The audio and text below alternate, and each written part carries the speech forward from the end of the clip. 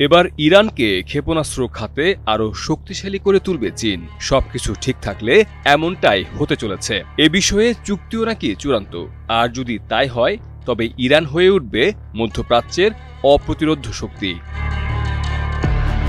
সম্প্রতি যুক্তরাজ্য ভিত্তিক গণমাধ্যম ইরান ইন্টারন্যাশনাল তাদের এক প্রতিবেদনে জানিয়েছে, তেলের বিনিময়ে চীনা ক্ষেপণাস্ত্র চায় ইরান। চীনের সঙ্গে ইরানের গোপন চুক্তিতে কি আছে, এ নিয়ে যেন তোলপাড় বিশ্বঙ্গন। চলতি বছরের জুনের 12 দিনের বিধ্বংসী যুদ্ধের পর আকাশে আঘাত, প্রতিরক্ষা ধ্বংস আর অর্থনৈতিক অবরোধের ঘূর্ণিপাকে এক নতুন খেলায় নেমেছে ইরান। চীনের সঙ্গে গোপন আলোচনায় ইরান এখন চাইছে মিসাইল, ড্রোন আর আধুনিক এয়ার ডিফেন্স সিস্টেম, আর তার বিনিময়ে ব্যারেল ব্যারেল অপরিশোধিত তেল পাবে চীন।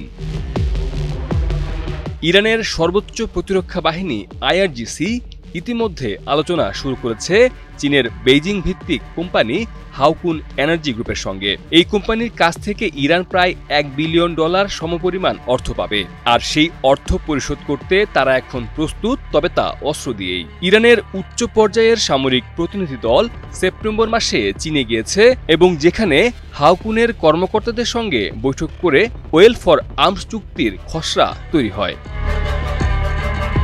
মার্কিন যুক্তরাষ্ট্রের ট্রেজারি ডিপার্টমেন্ট 2022 সালে হাউকুন এনার্জিকে নিষিদ্ধ করেছিল IRGCর বিদেশি ইউনিট কুডস ফোর্সের কাছ থেকে লক্ষ লক্ষ ব্যারেল তেল কেনার অভিযোগে। কিন্তু নিষেধাজ্ঞা যেন আর তেহরানের অভিধানে নেই। সবকিছু এখন চলছে নীরবে সীমান্তের ওপারে, কিন্তু ইঙ্গিত যেন স্পষ্ট।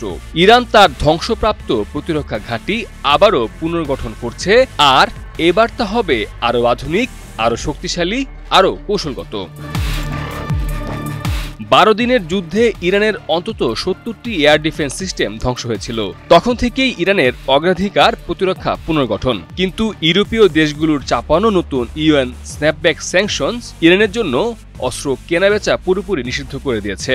এই অবস্থায় চীনের ভূমিকা ইরানের জন্য এক নতুন জীবনরেখা। বেইজিং শুধু রাজনৈতিক আশ্রয় দিচ্ছে না, বরং তেল দিয়ে অস্ত্র নেওয়ার গোপন পথও খুলে দিচ্ছে।